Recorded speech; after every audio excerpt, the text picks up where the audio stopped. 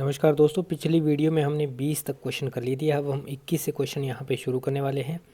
और departmental exam जो junior engineer और टेक्नीशियन के रहते हैं उनके अंदर यहाँ पे क्वेश्चन दिए जाते हैं। तो हम नेक्स्ट क्वेश्चन हमारा करते हैं। यहाँ पे है all newly built coaches shall be given IOH after. नए सभी बने हुए कोच को IOH कितने समय अंतराल के बाद में दी जाती है। तो जो कोच नए बनते हैं और जो कोच पुराने हो जाते हैं उनका एक टाइम पीरियड रहता है कि नए वाले कोच को इतने बाद और पुराने वाले कोच को इतने समय बाद दिया जाएगा। तो नए वाले कोच जो होते हैं उनको IOH 1 साल के बाद दिया जाता है। नेक्स्ट है हमारा the length over buffer of ICF/RCF coaches is. Buffer over length कितनी होती है ICF और RCF कोचेस की। तो 22 का आंसर यहाँ पे रहने वाला है 22,297 mm। ए आंसर इसका रहेगा। Overall width of ICF/RCF coaches is. Overall width कितनी होती है RCF और ICF कोचेस की। 23 का आंसर यहाँ पे रहेगा सी 3245 mm। The height from rail level of ICF/RCF coaches is. Rail level से ICF और RCF कोचेस की हाइट कितनी रहती है। 24 का आंसर रहेगा बी 4025 mm। क्वेश्चन नंबर 25 हमारे पास आता है rehabilitation of coaching stock is carried out between. Coaching stock का रिहेबिलिटेशन कितने समय अंतराल के बाद किया जाता है। क्वेश्चन नंबर 25 का आंसर रहेगा बी 12 से लेकर और 15 साल के बीच में किया जाता है। How many emergency windows provided in AC ICF/RCF coaches are. AC RCF और ICF कोचेस के अंदर कितनी इमरजेंसी खिड़कियां प्रोवाइड की जाती है। तो इसका आंसर रहेगा सी 4 विंडोज। 4 एमरजेंसी विंडो रहती है।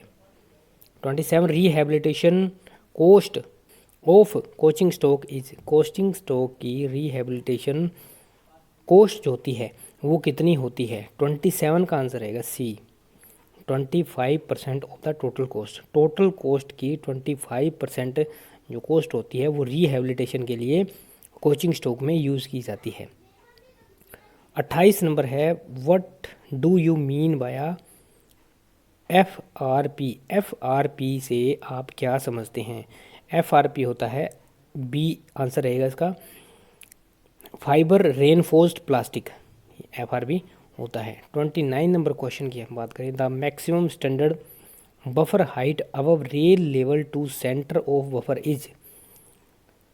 बफर के सेंटर से लेके और रेल लेवल के ऊपर वाले हिस्से तक इनके बीच में जो बफर हाइट होती है वो कितनी होती है। स्टैंडर्ड जो बफर हाइट है वो होती है आपका c 1105 mm। The minimum permissible buffer height above rail level to centre of buffer is. Minimum permissible कितनी होती है वो तो ऊपर थी, वो मैक्सिमम या ज़्यादा में ज़्यादा थी। मिनिमम कितनी होती है तो यहाँ पे इसका आंसर रहेगा डी 1030 mm मिनिमम होती है। Standard buffer projection from head stock is. तो इसका आंसर यहाँ पे रहने वाला है b 635 mm। Minimum permissible buffer projection from head stock is. Head stock से परमिसिबल बफर प्रोजेक्शन कितना होता है मिनिमम, तो वो होता है यहाँ पे 584 mm। ये बफर प्रोजेक्शन जो था वो स्टैंडर्ड था 635 mm, 584 mm यहाँ पे मिनिमम रहेगा। 33 the diameter of buffer plunger face of ICF coaches is. Buffer plunger के फेस जो होता है उसका डायमीटर कितना रहता है ICF कोचेस के अंदर। तो इसका आंसर रहेगा b 457 mm 457 mm। What is the distance between two buffer at one end. एक एंड के दो बफर के बीच में कितना डिस्टेंस होता है। तो इसका आंसर रहेगा 1956 mm c. What is the maximum buffer plunger stock in mm। Maximum buffer plunger stock कितना रहता है इसको mm में बताएं। तो ये रहता है 127.0 mm। ए आंसर रहेगा। The ICF buffer plunger is made of. ICF का जो बफर प्लंजर है वो किस धातु का बना होता है। तो 36 का रहेगा सी, कास्ट स्टील का बनाया जाता है। 37 क्वेश्चन है, इन लोडेड कंडीशन, भरी हुई अवस्था में, the minimum permissible height of buffer in ICF coaches is. Minimum permissible height जो होती है वो कितनी होती है बफर की ICF कोचेस के अंदर जब वो भरी हुई अवस्था में होते हैं या लोडेड कंडीशन में होते हैं? तो इसका रहेगा आंसर सी, 1030 mm। 38 है, the draw and buffing force transmission in coaches is through. जो ड्रा और बफिंग फोर्स का ट्रांसमिशन होता है वो कोच में वो किस प्रकार से होता है? तो इसका आंसर रहेगा ए, सेंटर पिवट के द्वारा ड्रा और बफिंग फोर्स है उसका ट्रांसमिशन होता है। 39, the ineffective percentage allowed for AC coaches is. AC coaches के अंदर इन अफेक्टिव परसेंटेज अलाउ होती है वो कितनी परसेंटेज होती है? तो इसका यहाँ पे 10% ए आंसर रहेगा। 40 क्वेश्चन है, maximum हॉलिंग capacity of H type CBC is. CBC की मैक्सिमम हॉलिंग कैपेसिटी कितनी होती है जो H टाइप की CBC होती है उसकी? तो इसका यहाँ पे रहेगा 9000 टन, सी आंसर रहेगा। नेक्स्ट क्वेश्चन हमारे पास यहाँ पे आ जाता है, इसमें हम 50 क्वेश्चन पूरे कर देंगे। 41 number question, what thickness of hard packing used for 889 to 864 mm diameter of two wheel sets of bogie in adjustment of buffer height.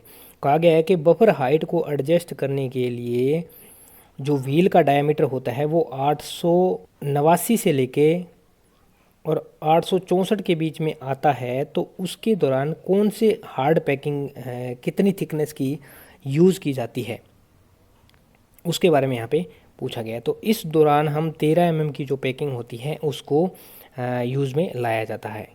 Next है, what thickness of hard packing ring used for 863 to 840 mm diameter of two wheel sets of bogie in adjustment of buffer height. Question वही है लेकिन यहाँ पे जो dimension है या wheel का जो डायमीटर है उसको चेंज कर दिया गया है। तो इस व्हील डायमीटर के दौरान इसके बीच में रहता है, तो तब कौन सी पैकिंग हार्ड पैकिंग यूज़ की जाती है? तो यहाँ पे 26 mm की हार्ड पैकिंग यूज़ की जाती है। जैसे जैसे व्हील का डायमीटर घटता जाएगा, छोटा होता जाएगा, वैसे वैसे पैकिंग का साइज़ है वो बढ़ता जाएगा और जो लिमिट होती है उसको एडजस्ट करेंगे। लिमिट यानी कि जो CBC की हाइट की लिमिट होती है 1105 मैक्सिमम, 1030 मिनिमम, तो उसको एडजस्ट करने के लिए, मेंटेन करने के लिए यहाँ पे पैकिंग का यूज़ किया जाता है। सेम क्वेश्चन ये वही है और इसकी डायमेंशन जो है वो डायमीटर और घटा दिया गया है व्हील का। तो 43 का यहाँ पे आंसर रहने वाला है 38 mm। और जो नेक्स्ट 41 क्वेश्चन है वो भी सेम क्वेश्चन ही है और उसके अंदर 800 जो डायमीटर है वो अगर 819 रह जाए, the thickness of hard packing ring used for 810 mm diameter of two wheel sets of bogie in adjustment of buffer height. Buffer height को मेंटेन करने के लिए अगर 819 डायमीटर है टू व्हील सेट का, तो उसमें कौन सी हार्ड पैकिंग होगी? तो ये सबसे कम का यहाँ पे आ चुका है, तो यहाँ पे डी आंसर रहेगा इसका 48 mm। ये सबसे कम की पोजीशन पे आ गया। 45 का है, nominal thickness of buffer casting body wall is. Buffer की जो कास्टिंग की बॉडी वाल है उसकी जो नॉमिनल थिकनेस है वो कितनी है बफर की, यहाँ पे पूछी जा रही है। तो 45 का रहेगा सी, 11.50 mm, 11.5 mm इसकी थिकनेस रहती है। बफर की जो बॉडी शेल होती है, बॉडी बाल होती है, उसकी बात हो रही है। 46 है, what is bear limit of buffer casing body wall. जो बफर की केसिंग है बॉडी वाल की, उसकी जो बियर लिमिट है वो कितनी रहती है? जैसे नहीं तो वो 11.5 mm की है, कितनी घिस जाएगी वो तब हो जाएगा, तो उसमें 5.5 mm का घिसावट या बीयरिंग है वो दिया गया है।